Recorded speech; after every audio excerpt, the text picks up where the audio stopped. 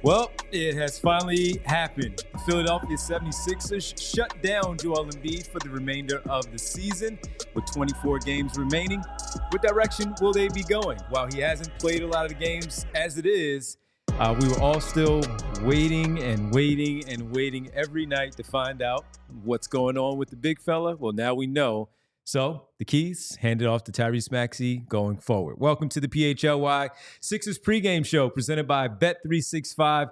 Download the Bet365 app. Use code PHLY365 when you sign up, whatever the moment. It's never ordinary at Bet365.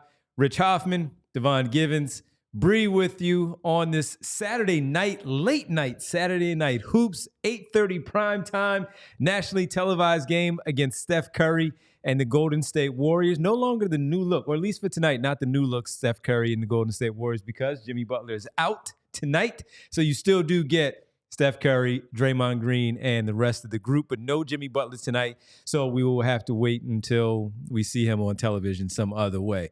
Rich, good to be with you, man, as always. As we sit here now, 18 games under 500 for the Philadelphia 76ers after their loss to the New York Knicks on, what was that? It seems like so long ago now when they played the Knicks. Wednesday night, I believe it was. Wednesday night, a few days off. They had the gala on Thursday, off on Friday, and here we are back. But the big news, of course, is Joel Embiid. Kyle and Derek had their emergency pod yesterday. I was a little busy. Bree, Derek, and Kyle got together. You were off. So it's our first opportunity to talk about this, man. And just going back to the last game that they played, the Brooklyn Nets, that was January 22nd. When they played the Brooklyn Nets. They lost that game by 2 with the putback opportunity by Nick Claxton to extend and keep extending the Sixers losing streak that is now sitting at 9, trying to snap that tonight where it doesn't reach double digits. And on that night, that was it for us. That was 2 weeks ago. But that said, here we are where they finally make that decision that they are, in fact, and I'm guessing along with Embiid, deciding to shut it down. For the people who know the news but did not hear the actual wording from the press release from the team, this is how it went. The Philadelphia 76ers and Joel Embiid have been consulting with top specialists regarding ongoing issues with his left knee. After further evaluation, it has been determined that he is medically unable to play and will miss the remainder of the season to focus on treatment and rehabilitation. We are working with medical experts to determine the exact treatment plan and will update media when we have more information. The team and specialists will continue working with Joel to ensure the best path forward for his long-term health and performance. Okay, so Rich, you've read it, you've seen it. This is the first time for you, though, to comment on it. Your thoughts on the decision now with 24 games remaining on the campaign.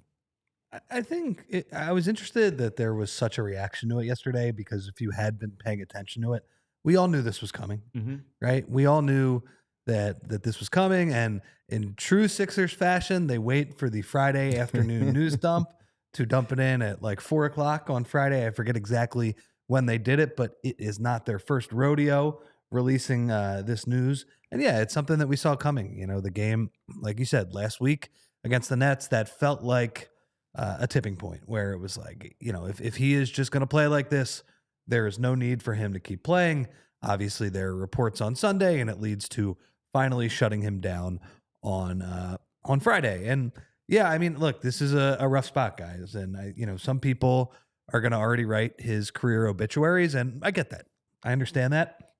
I'm still going to hold out hope that he'll figure something out, and there's still some level of good basketball in him, even if it's not, MVP level basketball like he was playing in these past few years. It is a bummer of a situation, but I will say for this year, it's a little more freeing to watch this team with no expectations.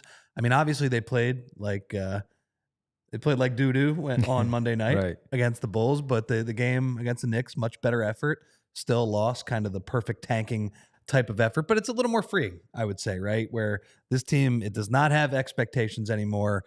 Frankly, the expectation is that they're going to lose, and, you know, lottery night is going to be a scary night for all of us, but they'll have somewhere near a 50-50 chance to get the pick. And, you know, we'll see what they can do tonight against a team like Golden State missing Jimmy Butler. But yeah, I mean, it was painful to watch Joe those last few weeks. He just the knee was not cooperating to the level it needed to. Getting him off is the right call. Now let's see people like Bona, people like Justin Edwards, and we'll still watch Maxey play. It'll be fun. But Quinn Grimes, add him to that mix. Absolutely. See what the rest of these guys have, but it is a little more freeing because the expectation level, I think, is a little lower, right? We're just here, watch the game. We know this is not a championship team, but let's see what the rest of these guys have. And yeah. Adding to that is of the point of just being a little more freeing and not having to worry about it. As I mentioned in the open, that we would look at every day before while we're getting notes together for Bree to do certain things with the description and such for the games, where we're not sitting there, also the starting lineup, waiting to look to find out, because on every injury report, folks, he's either questionable or doubtful, but then upgraded to available and right at the very end. So he would always have us. So, of course, selfishly for that part, we're good to go. Yeah. But also for the team in this case, number one, most likely after this weekend and maybe even Monday, they're probably not going to have to answer too many questions about this anymore. No. Unless there's some news that is given by the Sixers. As they said, more information, they'll alert the media as we go forward once they do have it. But the second part to that, when you mention the more freeing part, is this, that they also, more importantly, forget us, they don't have to, they might know, but a lot of times they didn't. You've covered this team for a long time as a beat reporter, where you had to, based on pregame stories that you had to do, answering questions to the head coach and such, where you're like, is Joel going to play tonight? And you don't know. He might come out for a pregame warm-up and still ruled out. For the players, there were times, Rich, for many years where, while I wasn't around a team on a daily basis like you, but just know, and you're kind of checking in, seeing what's going on. Maybe I'm doing a show from in the arena, and the players don't even know if he's playing or not. So while the season, to your point, is pretty much done, there are no championship expectations. Yes, they are still fooling themselves with this play-in possibility and all of that, but the players no longer have to worry about it either. Where they're not worried about if he's going to play or not. This is Tyrese Maxey's team playing in the role in the sidecar as Paul George when he wants to, but everyone else, it's Tyrese Maxey's show the rest of the way. We'll get to him a little bit, but they don't have to worry about that. No, and I agree. Like, regardless of what happens the rest of the year, it is a little more straightforward on what the team is going to look like every night. Maybe there are other injuries too. I don't know how that's going to turn out, but you're right. It can be draining, especially in a season where Joe has played, what did he play? Like 19 games? 19 games. Yeah. This is game 59. So it's a little bit easier. I'm sure Nick Nurse will be happy that he does not have to answer those questions. And, again, we'll push a lot of those conversations into the offseason. I will say too, played better the other night against the Knicks. Nice job. That was a much better performance. Brunson and after getting down 19, huh? After being down 19, good fight, good fight, right? Yeah. Right, good fight. They got back, and they kind of, Brunson made some great plays down the stretch. McHale had a very nice game as well, but that was, after getting their butts kicked on Monday night, I was very curious to see how they would come back. That pretty good performance. Obviously, didn't get it done at the end, but that's okay. Yeah, and I think maybe you'll find a little more consistency with that, right? We always talk about how many different starting lineups there have been this year. 36. Yeah, and maybe now I'm sure there will be a bunch more down the stretch as they kind of try out new guys and try and figure out what's going on. But maybe for a little bit they'll have the same guys in there. Good to see like Justin Edwards back the other night as well. Yeah, it's a bummer, but it's also something I think a lot of us kind of saw coming, right? Sure. And it's been something we've been dealing with the entire year. So I guess it didn't really hit me like a bunch of bricks, I would say. It didn't. I wasn't absolutely floored by that news where it's like, yeah, that's kind of been what the case has been all year. Let's hope in the offseason, Joe and the doctors, they can figure something out, and maybe they can. Like, I am not writing off Joel Embiid for the rest of his career, but obviously he is dealing with a bunch of challenges right now. It was a very tough year for his health, and we'll see where it gets. But I do think this is clearly the right move at this point. Now let's see what the rest of these guys get. My reaction to it was finally. That's what it was for me, because we all saw what we saw, and you commend him for the fight and wanting to get out there, wanting to compete and all of that. But he clearly wasn't going to play any better than what we have seen this year, where he's had sporadic games of those 19, a triple-double, a double-double, scoring in the 30s. a couple of really good defensive possessions, but more often than not, we saw the other side of it, which is uncommon for him. It was getting worse, to too. see that type of play. Yeah, so seeing that get worse in that January 22nd loss to the Brooklyn Nets, where Nick Claxton, he couldn't slow down. Daron Sharp getting offensive rebounds in front of him. Those things don't often, they happen, but they would happen when he was being more disinterested in grabbing and jumping and grabbing a rebound, where we would destroy him for that more than, wow, Nick Claxton's really, really beating him up the floor here. Or a backup center who he gets in foul trouble in 90 seconds, right? Is Daron Sharp is staying out on the floor and being productive for his respective team. And that's not something we typically see from Joel Embiid. So with all the people, and I agree with you on this one, then we'll get to the Tyrese Maxey part of it.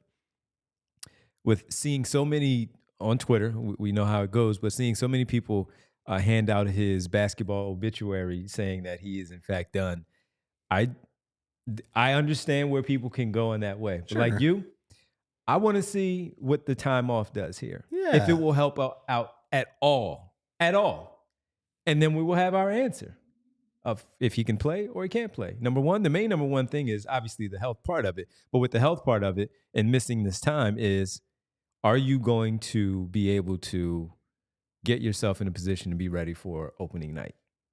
This is going to be an entire summer. Hope so. This is a full March, April, into the summer, leading up to training camp, where he did not have that last year because of rushing back to get to the postseason, re-injuring it in that Knicks series, and then going to the Olympics.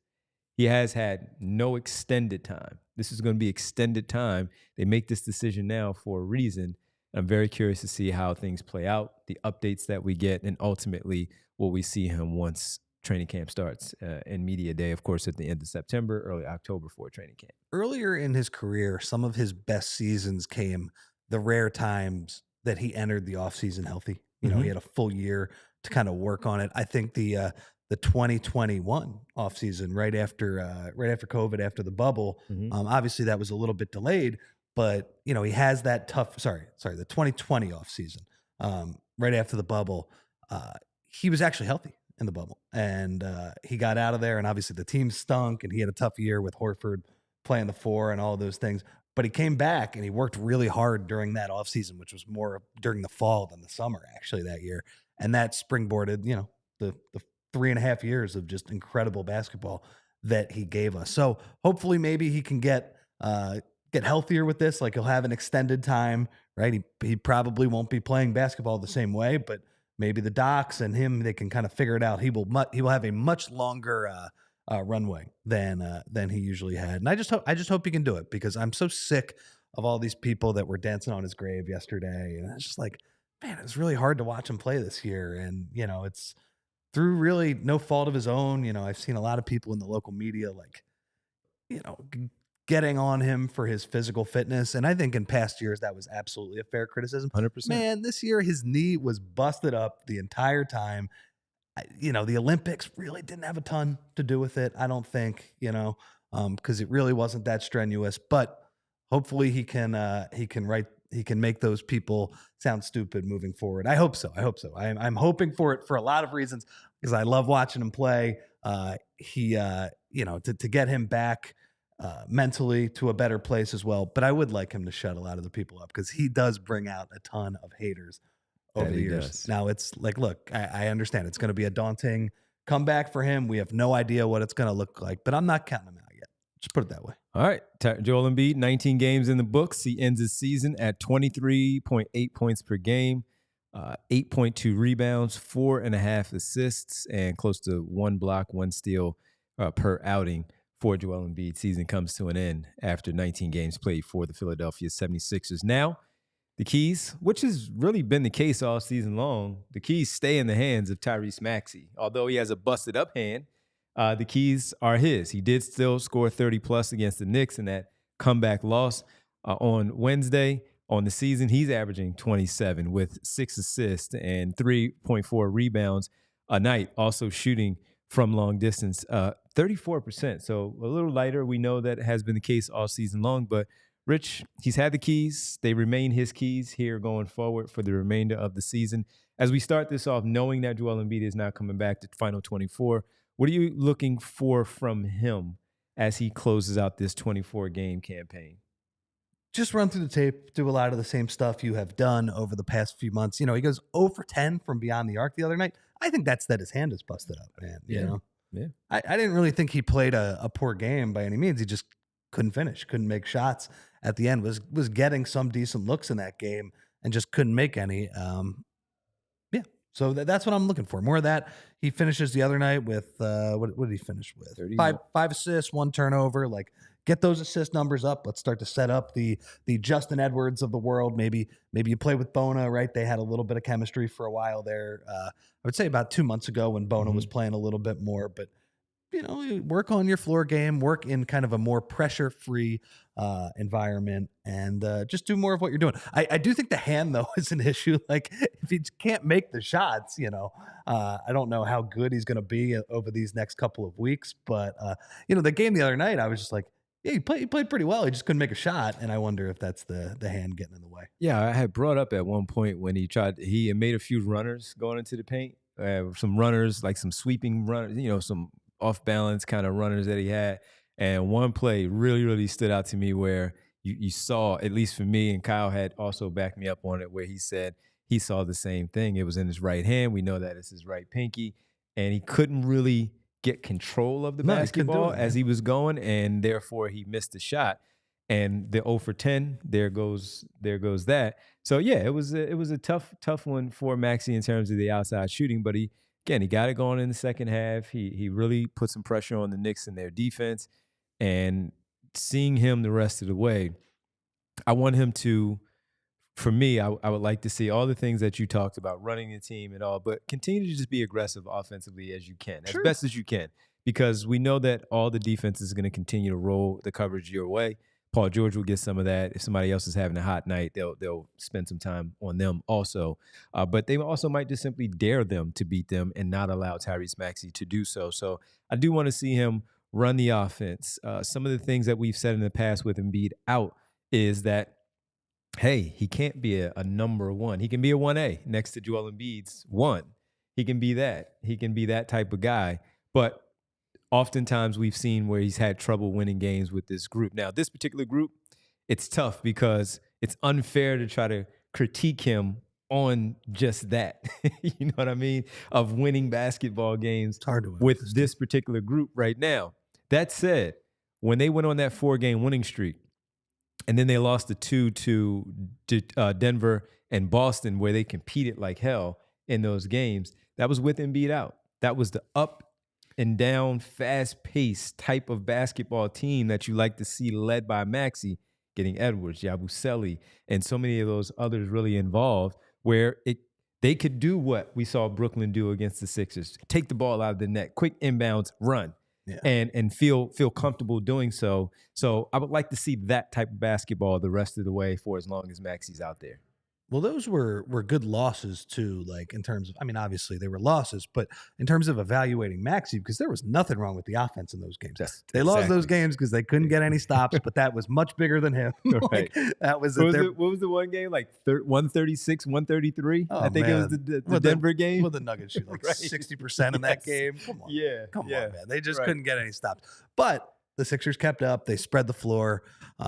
In some ways, playing with Joel over these past couple of weeks probably made it harder for Tyrese, right? Because Joel is, a very specific player, and when he is so compromised, he's not giving you that added talent boost that come with the trade-offs of having to adjust to his style of play.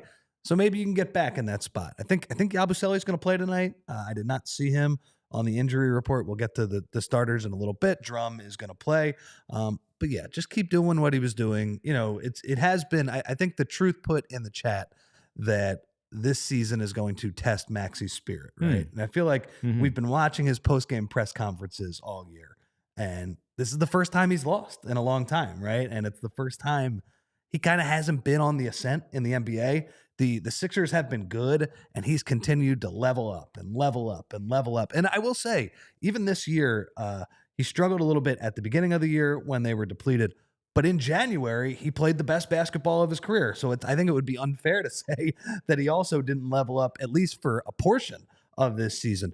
But I think it's been trying for him, and he's been the one that's been on the floor for a lot of it and experienced a bunch of losing.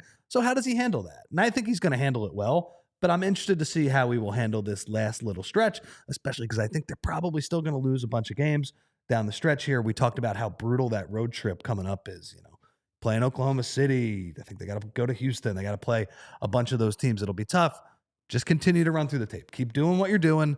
Even if you lose, that's okay, but just try to continue to play at that high level that you have been playing pretty much since the calendar flipped this year. And I'm not really worried about that. Like, also, I think he's going to do that. Also, when you talk about the calendar flipping, remember after that stretch where they were on that winning streak and playing with that fast pace, that up-tempo type of game, that offense that they were having, remember Rich when he came out in that post-game interview after they won one of those of that 4, and he talked about how, I had to sit down with my folks, and my folks had to let me know that, hey, man, you need to get back to being yourself and stop. Yes, the losses are occurring, and this is unlike anything that you've experienced in your basketball life, not just the NBA, but your basketball life. And here we are right now where you could see it on your body language, you could see it in your face, and it was really evident because that's not him. That's very uncommon of him. And so that's when it really changed, to your point of that example and what he said in that postgame. It's easier to have that mischievous grin when you're scoring 35 points, for the 4th win in 5 nights, Oh, yeah, absolutely. But you need help for that, too. And he really has not had a ton of help in terms of veteran star level players so far this year. So learning experience for him, learning experience for all of us, right? We have not had a team that's been like this in a long time. But just continue to keep playing, run through the tape, and I expect him to do that. And I did see Yabusele with some goggles on. He's got some goggles on. Oof. Those glasses. That sounded really painful. Shooting threes. So it says mode activated, showing him shoot threes. So I'm assuming that he's going to play because he's not on the injury report, as I just checked the last 7:30 report. Oh, nice. We got some goggles going for Yabu. Yeah. There you go. That sounded extremely, that got lost in the fact that they got their butts kicked on Monday night. Man, that sounded like a pretty painful. Yeah, he looked like he was seeing stars, man. When he got up and he needed help walking over to the bench and then to the locker room, definitely needed those goggles. We'll see how he plays with those goggles on tonight. That is a big adjustment. The super chat for the tonight so far, we have Bernard McCoy checking in with us. And Bernard simply saying, if Embiid comes back or not, Sixers need a young anchor like rookie Khalil Ware from the Heat, someone Maxey McCain can grow with.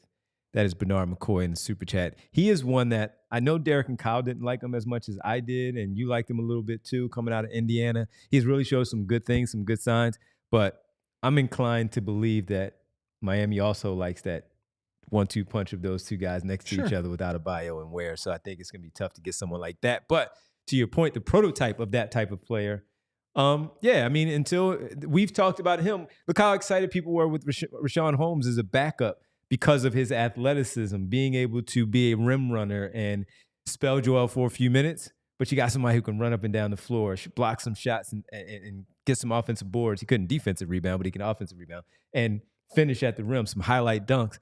Yeah, you do need somebody like that. Maybe a Dembona as a backup will develop into that. And I'm sure they're trying to find that type of player as well. Yams mentioned Malawak, who's Duke center. Yes. I've not really honed it. I haven't honed in on Malawak. He's a high pick, man. If you get that top 5, top 6, if you get 6 maybe, but you're still looking at those other guys, man. Those wings and those guards. Well, I would argue too. And by the way, but I hear you, Yams. He might be there. Yeah, I haven't really honed in on him just because I can't really take my eyes off of Cooper when you're watching him play. That Duke team is pretty good. They got a chance to win it all though, and he seems like a good player, big body, all of those things. I would say even to move off of Bernard's point, because I think he's right that they might need a center, they might need kind of an athletic shot blocker. They just need more positional size everywhere. Yeah. Especially if Maxey and McCain are 2 of your main guys. So at the wing, they just need to get bigger. They need to get more athletic. At the 4, they need to get bigger, more athletic.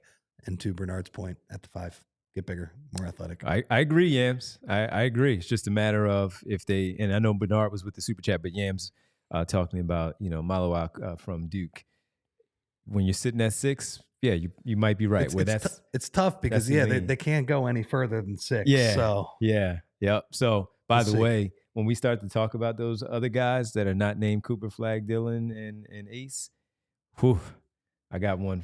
Who is it? I'll save it. Okay. I'll save it. But yeah, I'll save it. Yeah, I'll save it because I love it. I love it. All right, let's get to the starters for tonight for this Sixers Warriors matchup. No Jimmy Butler for the Golden State Warriors for the Sixers, with Joel Embiid out for the remainder of the season. I'm guessing, Rich, this is where Nick Nurse is going to go with the 5, as long as he's able to play, and I think he'll play through some stuff now for sure. Andre Drummond at the 5 in the front court, along with him, Kelly Oubre, Paul George, Quentin Grimes, Tyrese Maxey, round out the backcourt for the Sixers tonight. So Drummond's going to be the guy going forward. As much as we've called for it not to be, I even had for our picks the last game, I went with under 8.5. His over-under was 8.5, Rich, against the Knicks, and that was with no Towns, and I went with the under. So the question is, can he score enough? Can he rebound enough to help out this team? This is his spot to lose the rest of the way, unless they decide to shut him down a little bit or see what they have in Yabusele and Bona at that position. So I think they actually have a shot tonight. I do. I do too. I think they have a decent shot. I think in general too, just playing. Now Golden State has won 7 of 8 and they've won 5 in a row. But I agree with you. They've needed some otherworldly Steph performances recently. I mean, 56. Steph was unbelievable in that game the other night. They would have gotten destroyed if he wasn't turning back the clock for that game.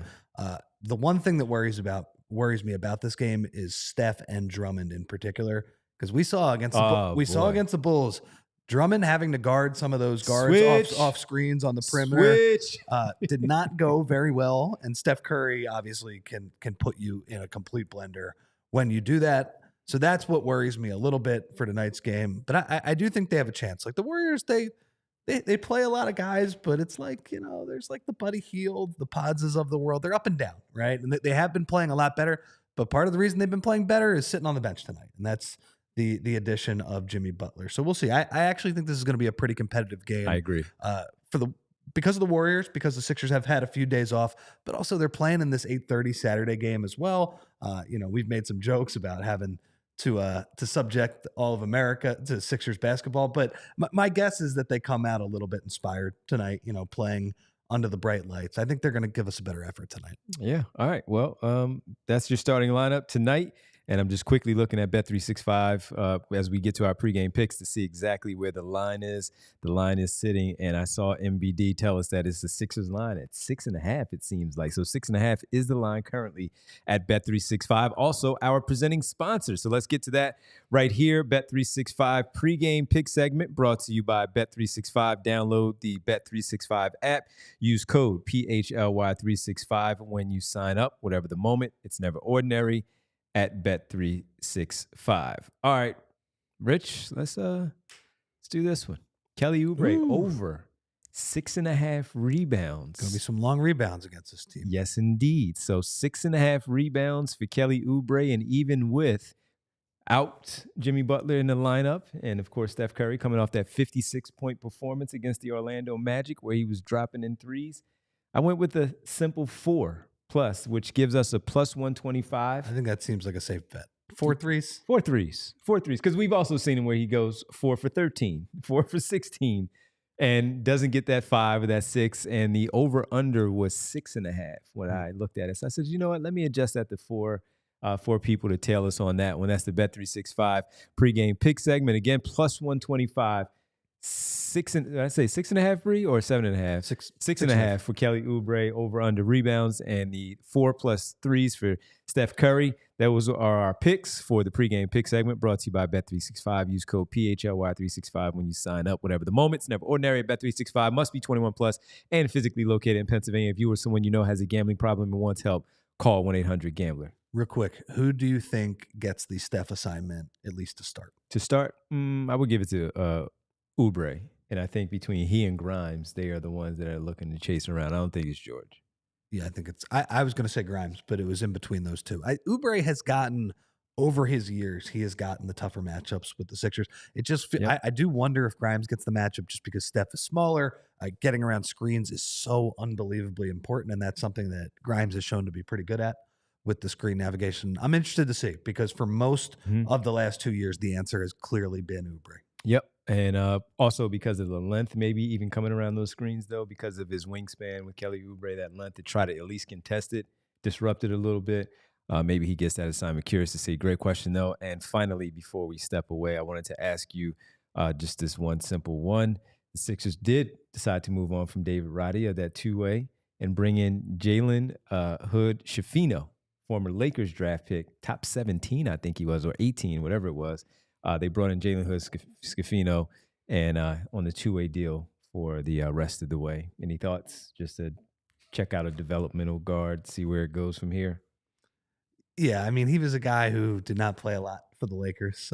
He was a guy, I think, did he get moved in the Luka deal? I believe that's what they did, right? They paid Utah a couple picks to take on his contract. It was the one where Danny Ainge was like, wait, this is part of the Luka Doncic deal? What? Yeah, He's what? part of this deal? And the Lakers said, Danny, you're taking this. You agreed to this already. Just developmental guy, give him a shot. He's like 6'5", 6'6" wingman from Indiana.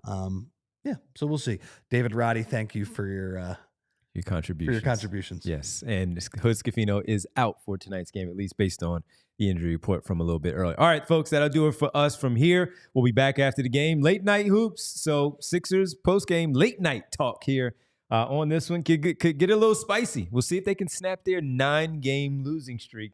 The season-long 9-game losing streak against the Golden State Warriors tonight. So for Bree, Rich, I'm Devon. We'll be back with you after the game for a PHLY Sixers postgame presented by Bet365. We'll talk to you then, everybody. Enjoy the game. We all silly like the mayor.